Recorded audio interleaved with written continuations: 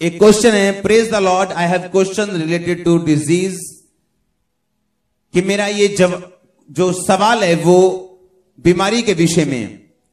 क्या हमारी सारी बीमारियां जो हमारे शरीर में पाई जाती हैं, उनका ना जाना हमारी प्रार्थना करने के बाद भी, विश्वास करने के बाद भी, क्या हमारी उसके लिए पिछली बुराइयां जिम्मेवार हैं? क्या उनका ऑपरेशन करवाना गलत है?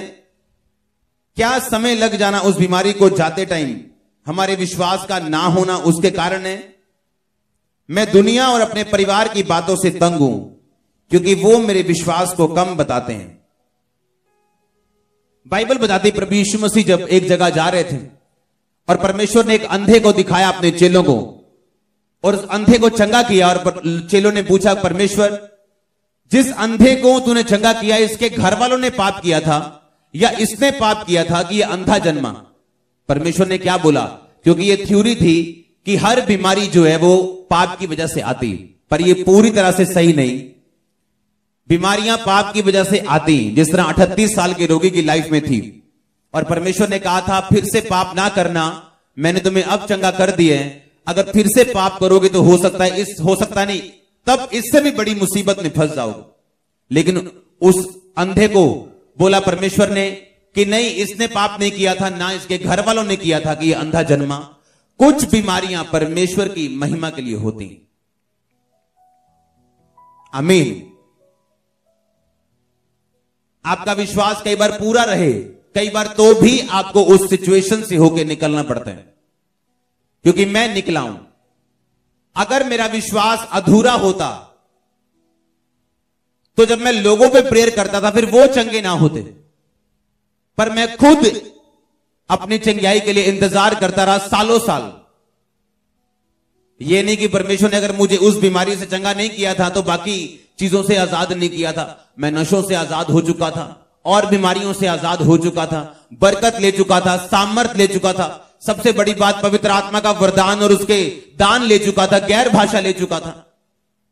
लेकिन एक फाइनल आंसर अभी मेरा आना बाकी था, वो सालों के बाद आया।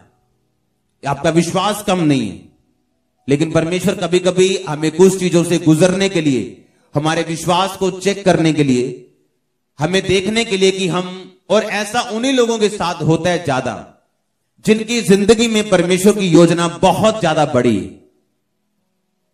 मैं आपको दावा कर सकता हूं ये चीज का।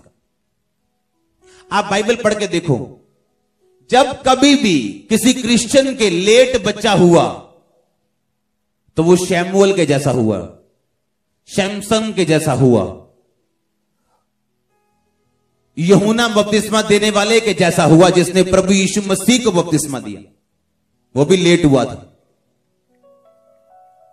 और बाइबल बताती, जो यूहन्ना के माता पिता थे, अलीशिबा, जकरिया, लिखा वो प्रभु की सारी विधियों के ऊपर निर्दोष चलने वाले थे। और लिखा जब बुढ़ापे में वो प्रभु के घर गए तो चिट्ठियां डलती थी, ऐसी चिट्ठियां डलती थी कि कौन बंदे आज प्रभु के भवन में जाके रीति रिवाज पूरे करेंगे।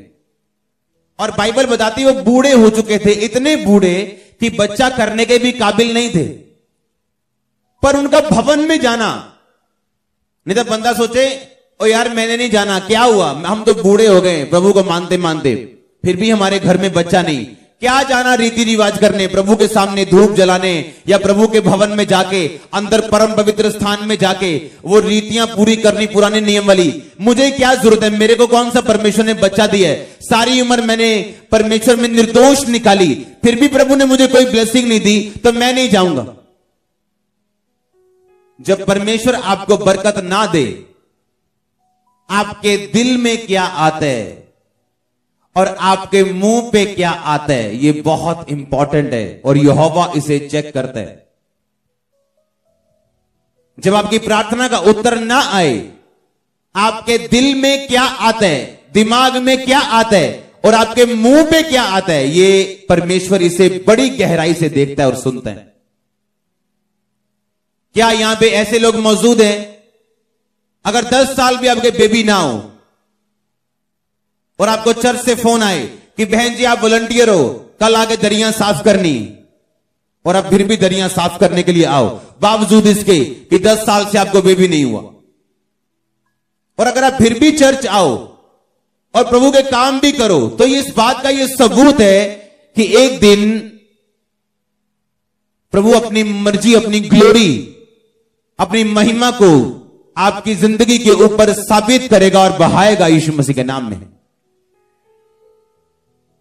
और बाइबल बताती वो औरत और वो मर्द जो जकरिया और उसकी पत्नी अलीशिबा, लिखा प्रभु की आज्ञाओं और विधियों के ऊपर निर्दोष चलने वाले थे, फिर भी परमेश्वर ने उन्हें कोई भी संतान नहीं दी। और लिखा प्रभु के दिन जब उसके नाम पे चिट्ठी निकली कि वो अंदर जाए और प्रभु के सामने रीति रिवाजों को पूरा करे, तो लिखा है कि दूत उसके सामने प्रकट हुआ और बोला, तेरी प्रार्थनाएं सुन ली गई, अब तेरी पत्नी के बुढ़ापे में पुत्र होगा, तो उसका नाम यूहन्ना रखना, क्योंकि वो परमेश्वर पिता के रास्तों को साफ करेगा।